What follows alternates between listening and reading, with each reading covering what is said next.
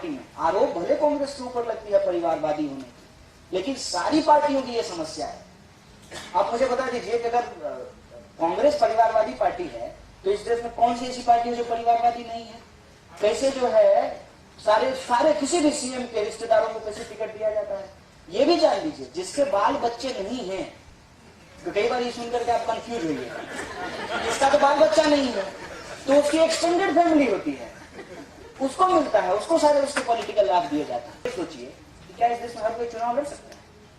आपको मुंबई में आप रहते हैं, आप बहुत बोले ना प्राउडली कि मैं मुंबई कर हूं, मुझे दिल्ली नहीं चाहिए, लेकिन दिल्ली और मुंबई का ये फर्क कौन करेगा? आप थोड़ी करेंगे, पॉलिसी मेकर करेगा। लेकिन आप पॉलिसी मेकर हो सकते हैं क्या? नहीं, क्योंकि आप जो ही नॉमिनेशन का पर्चा लेने के लिए जाएंगे आपको आपका पैर तोड़ देगा, कहेगा मजा लीजिए अस्पताल, डेमोक्रेसी का मजा लीजिए। क्या इस देश में एक कॉमन आदमी चुनाव लड़ सकता है? नहीं लड़ सकता। राष्ट्रवाद की आंच पे सत्ता का खीर नहीं पक सकता है अगर कश्मीर नहीं है। इसीलिए इसको स्लो आंच पे जो है ना, इसको स्लो फ्लेम पे जलाते रहते हैं, बहुत आराम से इसको रिजॉल्व। दूसरा ईवीएम पे जो आपने पूछा, मैं इसके साथ में सहमति रखता हूँ। एक मैं उसका डिटेल बता देता हूँ ईवीएम को लेकर के। पहली बात, ईवीएम इस दुनिया में जिन जिन देशों ने बनाया और अपने यहां शुरू किया उसको बंद कर चुका है। Like many countries they have stop. तो भारत के लिए तो वो आविष्कार किए नहीं होंगे, हालांकि ये भी इस दुनिया में होता रहा है। जो विमान, जो एयरक्राफ्ट दूसरे देशों के स्क्रैप होते हैं वो हमको आकर के पकड़ा जाता है। जैसे एटॉमिक एनर्जी का जो टेक्नोलॉजी था, बाकी दुनिया जब उसको स्क्रैप मान करके अपने यहां से रिमूव कर रही थी तो हमको ला करके पकड़ा दिया था। और याद कीजिए यूपीए 1 के टाइम पे लेफ्ट वर्सेज कांग्रेस, इस पे बहुत जबरदस्त डिबेट हुआ था। अगर वो सरकार नहीं गिरती, मैं सच आपको बता रहा हूं, तो आज मोदी जी प्रधानमंत्री नहीं होते। That was blunder, we did. तो वो कहने का मतलब ये है कि अब टेक्नोलॉजी जो हमको वो दिए, ये स्क्रैप है, ये हम अपने एक्सपीरियंस से सीख चुके हैं, लाइक मी, ठीक है। अब जब सीख चुके हैं तो इसको रिमूव करना जरूरी है। लेकिन इंटरेस्टिंग फैक्ट इसके बारे में भी जान लीजिए जो इंडिया में हुआ है। ईवीएम का सबसे पहला सवाल कांग्रेस ने नहीं, बीजेपी ने उठाया था। व्हेन लाल कृष्ण आडवाणी डिफीटेड, और किताब वही आपके साथ बीजेपी वाले इनके साथ आते रहते, उन्होंने ईवीएम की क्या कमियां हैं और वो डेमोक्रेसी को कैसे बर्बाद कर रहा है, इस पर अंग्रेजी में एक किताब लिखी है, उसको पढ़िएगा, उसको कोट कीजिएगा कि ये हम नहीं बोल रहे हैं, बीजेपी के नेता बोल रहे हैं, बीजेपी ने उठाया। उसके बाद ये कहते हैं कि हारने के बाद लोग सवाल पूछ रहे हैं, नहीं, आम आदमी पार्टी ने सवाल उठाया। आम आदमी पार्टी की दिल्ली में सरकार है और ईवीएम का जो डेमो किया गया वो दिल्ली विधानसभा के भीतर किया गया था। उसके बाद लेफ्ट, केरल में सरकार है उसकी, लेफ्ट ने इसको क्वेश्चन किया और कांग्रेस अभी जब जीत करके आई है, हार करके नहीं, जब जीत करके आई है, इसको क्वेश्चन किया। बट एक बात समझ लीजिए, ये बहुत ही लिमिटेड क्राउड है, यहाँ पे ये चीज समझी जा सकती है। EVM is not only one problem और not one solution, there is a flaws in our electoral system that we have to understand. और इसको पार्लियामेंट ने बहुत पहले आइडेंटिफाई किया था और पार्लियामेंट ने एक कमिटी बनाई थी, मैं नाम बता रहा हूं आपको, पढ़ा लिखा आदमी है, झूठ नहीं बोलूंगा, बट पार्लियामेंट ने कमिटी बनाई थी, उस कमिटी का नाम था इंद्रजीत गुप्ता कमेटी। और इंद्रजीत गुप्ता वो आदमी है जिनको कई साल तक बेस्ट एमपी का अवार्ड मिलता रहा है और वो देश के होम मिनिस्टर भी रहे हैं। इंद्रजीत गुप्ता की कमेटी ने कहा कि first past the post system को बदलना चाहिए, क्योंकि क्या करता है कि हमारे देश में मेजोरिटी वोट को कोई रिप्रेजेंटेशन ही नहीं देने देता है। लाइक फॉर एग्जाम्पल, फिर मैं आपको एग्जाम्पल दे रहा हूं, 31% में 283 की सरकार बना ली है, 69% वालों के विपक्ष का नेता नहीं मिला, लीडर ऑफ अपोजिशन नहीं है हिंदुस्तान के इतिहास में।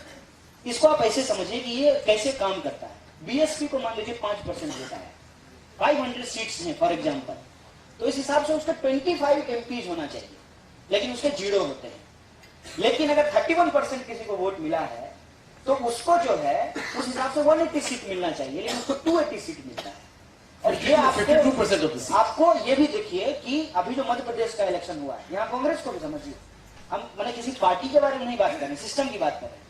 कांग्रेस को एक्चुअली बीजेपी से कम वोट आया है, कुछ हजार या कुछ lakh, I don't have actual figure, लेकिन सीट जो है उससे ज्यादा आया है। इस सिस्टम को लेकर के भी रिफॉर्म की बात होनी चाहिए, और वो है प्रोपोर्शनल रिप्रेजेंटेशन। प्रोपोर्शनल रिप्रेजेंटेशन से क्या होगा, डेमोक्रेसी में जिस सेक्शन की हम बात कर रहे हैं ना, वुमेन, ये अभी 33% देने के लिए तैयार नहीं है ना, उनको 50% रिप्रेजेंटेशन मिलेगा अकॉर्डिंग टू पॉपुलेशन। ये है उसको, उस डेमोक्रेसी को मैच्योर करने की बात, लेकिन ये एक दिन में तो होगा नहीं, बारी बारी से होगा। तो पहले ईवीएम हटे, ठीक है, कम से कम जो वोट पड़ रहा है उसका सही काउंटिंग हो, और साथ ही साथ इस तरह के रिफॉर्म हो इलेक्टोरल सिस्टम में। एक तो प्रोपोर्शनल रिप्रेजेंटेशन है, दूसरा इनर पार्टी डेमोक्रेसी पे बिल्कुल बात नहीं होती है।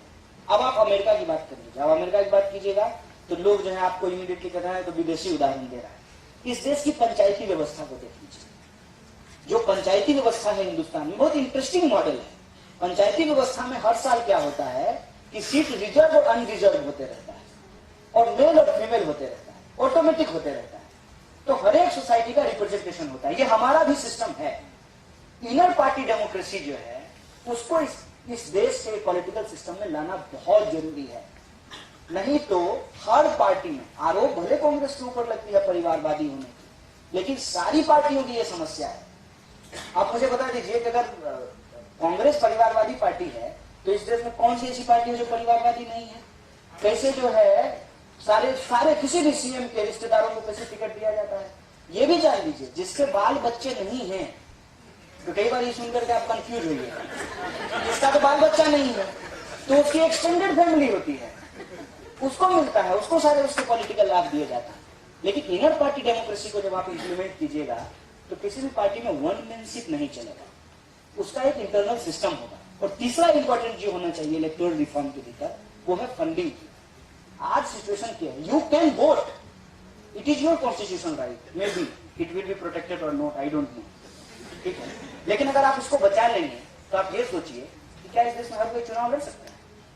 आपको मुंबई में आप रहते हैं, आप बहुत बोले ना प्राउडली कि मैं मुंबईकर हूँ, मुझे दिल्ली नहीं चाहिए, लेकिन दिल्ली और मुंबई का ये फर्क कौन करेगा? आप थोड़ी करेंगे, पॉलिसी मेकर करेंगे। लेकिन आप पॉलिसी मेकर हो सकते हैं क्या? नहीं, क्योंकि आप जो ही नॉमिनेशन का पर्चा लेने के लिए जाएंगे आपको आपका पैर तोड़ देगा, कहेगा मजा लीजिए अस्पताल, डेमोक्रेसी का मजा लीजिए। क्या इस देश में कॉमन आदमी चुनाव लड़ सकता है? नहीं लड़ सकता। आज जैसे आप उनको पूछ लिए कि चुनाव लड़िएगा कि नहीं लड़िएगा, सोचिए चुनाव लड़ने के लिए क्या क्या झेलना पड़ा है। देशद्रोही होइए, जेल जाइए, मार खाइए, गाली सुनिए, तब ऐसे लग रहा है जैसे कुछ मिल रहा है। नहीं चाहिए, नहीं चाहिए ये खैरात, क्यों चाहिए? ये राइट है हमारा। इस देश के भीतर अगर आप अपने अपार्टमेंट के वेलफेयर सोसाइटी के प्रेसिडेंट हो सकते हैं तो अपने एरिया के आप वार्ड पार्षद नहीं हो सकते हैं?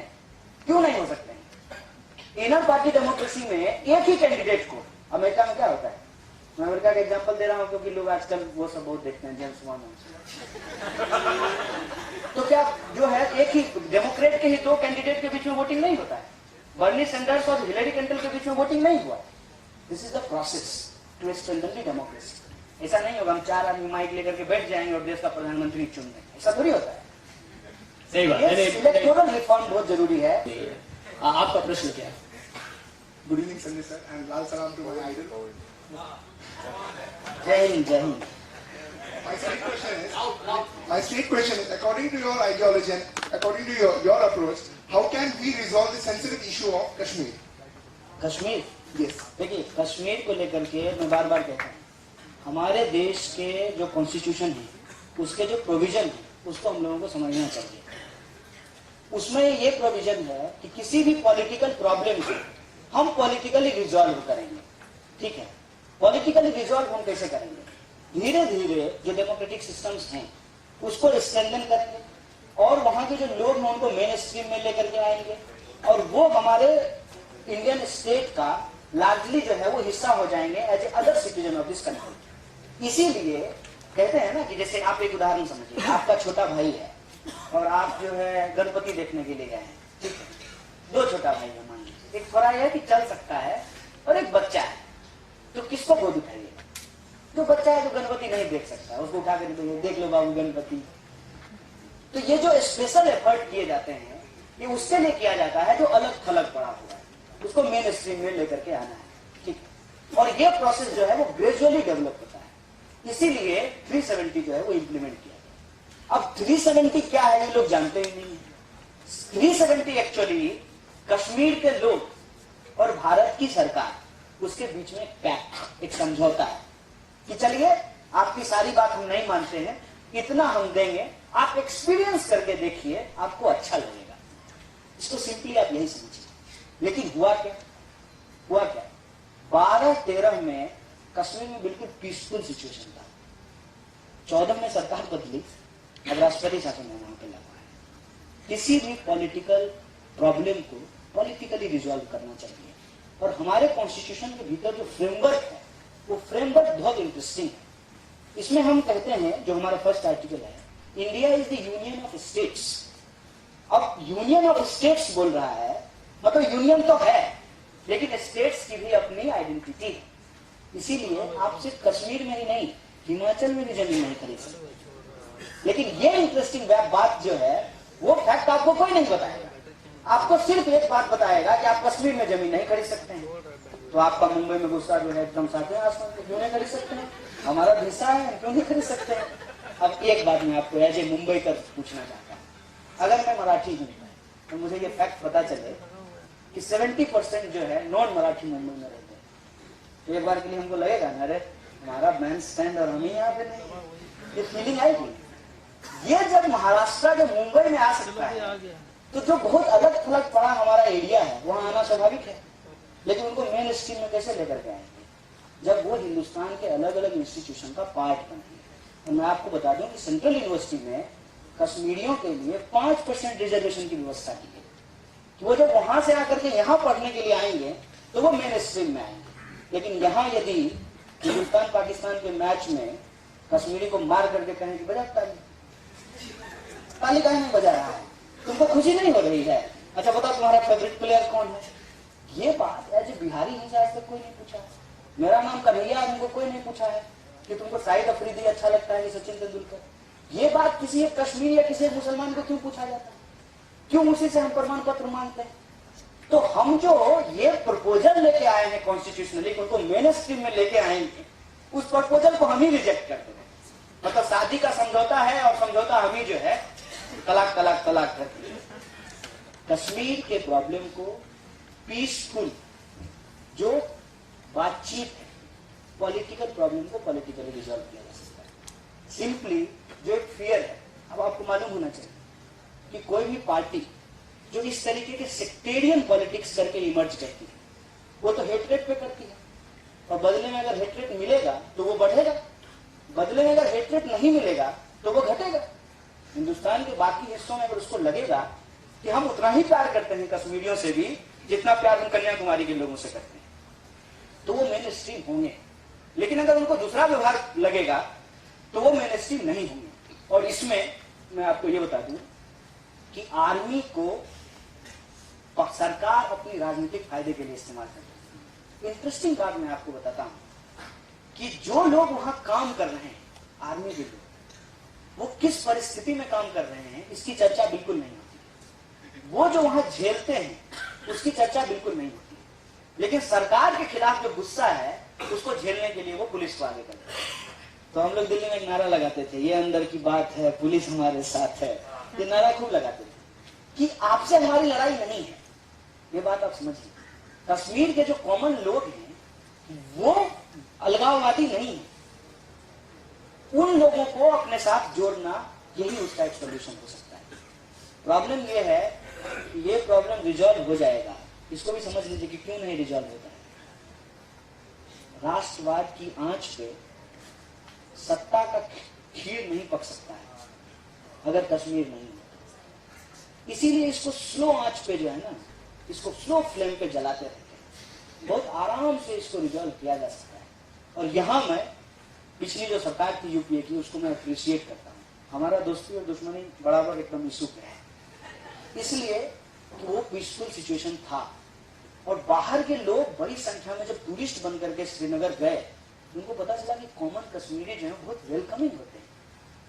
आपको घर में बिठाएंगे, खाना खिलाएंगे, आपसे बात करेंगे और आपसे क्लियर कट जो है ना एक डिमार्केशन करेंगे कि आप भारतीय आम लोग हैं, ये जो है भारत की आर्मी है, इससे आपको दिक्कत है। इस तरीके का डिमार्केशन करेंगे। अब ये काम जो है, जो लोग ड्रेस में है वो तो नहीं कर सकते हैं, लेकिन इस देश के प्रोफेसर, इस देश के सिविल सोसाइटी ग्रुप के लोग, इस देश के जज, इस देश के आम कार्यकर्ता, महिला में काम करने वाली, दलित में काम करने वाली, ये सब लोग अगर कश्मीर जाएंगे तो वो मेन स्ट्रीम में उनको लाया जा सकता है। This is the solution, this is the peaceful solution. क्योंकि हमारा मानना है, वो साफ साफ मानना है, किसी भी क्षेत्र में यदि अशांति हो, अगर पीस डिस्टर्ब हुआ हो, तो पीस डिस्टर्ब हुआ है ना, तो पीस ही इम्प्लीमेंट करना जरूरी है ना। Thank you Kanhaiya.